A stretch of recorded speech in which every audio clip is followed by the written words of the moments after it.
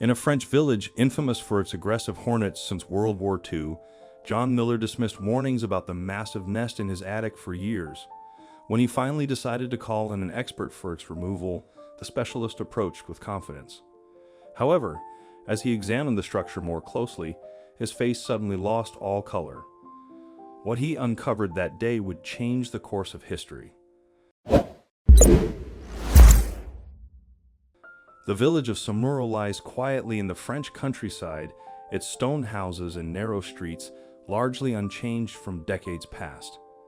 However, beneath this tranquil facade, the small community has concealed an extraordinary secret for over 80 years, a secret that began with hornets. Since World War II, Samuro has gained notoriety for its peculiar hornet problem.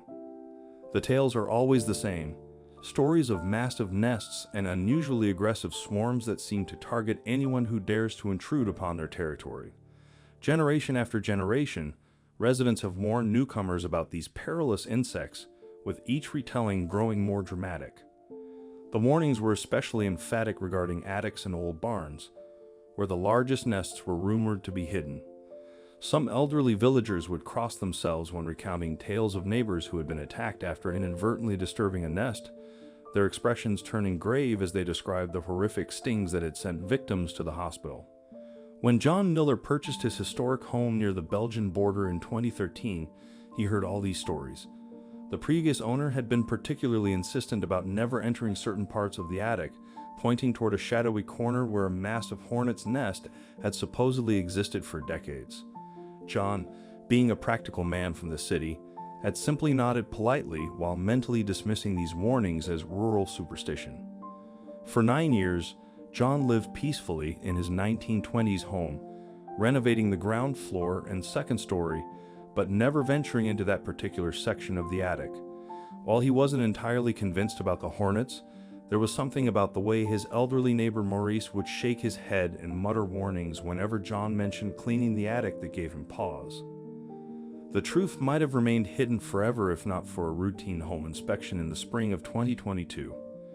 As the inspector moved methodically through the house, his flashlight beam swept across that notorious corner of the attic, illuminating what appeared to be an enormous grayish-brown mass tucked into the rafters. "Mr. Miller," the inspector called down, "there appears to be a very large hornet's nest up here. You should have this removed professionally." Looking up at the massive structure, John felt a mix of embarrassment and determination. He had let local folklore keep him from properly maintaining his home for almost a decade. It was time to deal with this problem once and for all. After some research, John contacted Francois Larue, an experienced pest control specialist known for handling difficult cases. When Larue arrived the following week, he carried himself with the confident air of someone who had seen it all. He listened impatiently as John explained the local hornet legends and the warnings he received. "Don't worry," Larue assured him, adjusting his protective gear. "I've removed hundreds of nests. This won't take long." But as the specialist climbed into the attic and approached the structure, something seemed off. His movements became increasingly hesitant. He leaned in closer, examining the surface with unusual intensity. Then, to John's surprise, Larue slowly removed his protective mask, his face having lost all color. "Mr. Miller," he called down, his voice trembling slightly, "this is not a hornet's nest. You need to call the Historical Society immediately." What Larue had discovered was something far more extraordinary than any insect dwelling. The structure, while convincingly disguised to look like a hornet's nest from a distance, was actually an ingeniously crafted cache. The specialist's trained eye had noticed subtle inconsistencies in the texture and construction that no real hornets would create. With painstaking care, Larue began to unwrap layers of yellowed wax paper, each one perfectly preserved by the attic's dry conditions. Inside, they found stacks of medical supplies dating back to World War I, bottles of penicillin still sealed in their original military packaging, rolls of clean bandages, and carefully preserved surgical instruments. But the most remarkable discovery lay at the heart of this false nest. Wrapped in oilcloth and tucked safely away was a small, leather-bound journal. Its pages, filled with neat, precise handwriting, told an extraordinary story, one that would finally explain why the village of Samuro had maintained its fearsome reputation for aggressive hornets for so many decades.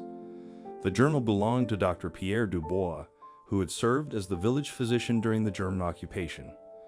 Through its pages, a tale of incredible ingenuity and courage emerged. Dr. Dubois had devised a brilliant plan to help the resistance movement and Allied soldiers trapped behind enemy lines, using people's natural fear of hornets as his shield. The doctor had created multiple false nests throughout the village, each one carefully crafted to look authentic and each containing vital medical supplies. He understood that even the most thorough German patrols would instinctively avoid investigating what appeared to be dangerous hornet nests. To make his deception even more effective, Dr. Dubois had deliberately cultivated the village's reputation for having particularly aggressive hornets. He would occasionally treat German officers for supposed hornet stings, carefully documenting these cases to reinforce the danger.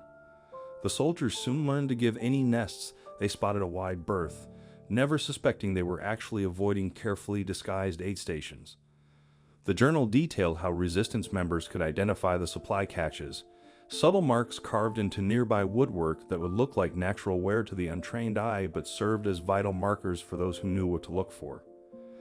Dr. Dubois had created an entire underground medical network hidden in plain sight, right under the noses of the occupying forces. Page after page revealed how the doctor maintained his position as the village's official physician while secretly treating wounded Allied airmen and resistance fighters.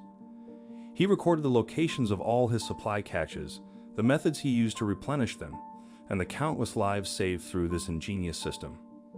The final entry in the journal, written just days after the liberation, carried a simple message that sent chills down the spines of those who read it.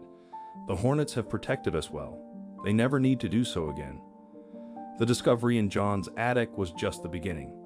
Over the next few months, 3 more similar caches were found in other buildings around Samuro, each one perfectly preserved and still containing wartime medical supplies. The local historical society carefully documented everything, creating detailed records of Dr. Dubois' extraordinary resistance network. Today, one of the reconstructed nests holds a place of honor in the village museum, serving as a testament to human ingenuity and courage in the face of occupation. The medical supplies, documents, and Dr. Dubois' journal provide invaluable insights into resistance operations during World War II. Perhaps the most remarkable aspect is how completely Dr. Dubois' deception became intertwined with the fabric of village life. For over 80 years, the reputation of Samuro's aggressive hornets endured, passed down through generations. Parents warned their children, neighbors advised newcomers, and the entire community unwittingly preserved the legacy of one doctor's ingenious strategy for saving lives. John Miller's historic home was more than just a residence. It served as a crucial link in a chain of resistance that enabled countless individuals to survive one of history's darkest periods. The hornet's nest that was not a nest had safeguarded its secrets well, patiently waiting in that attic corner until the moment arrived to unveil its extraordinary story. What other wartime secrets might still be concealed in plain sight, protected by local legends and folklore handed down through the years?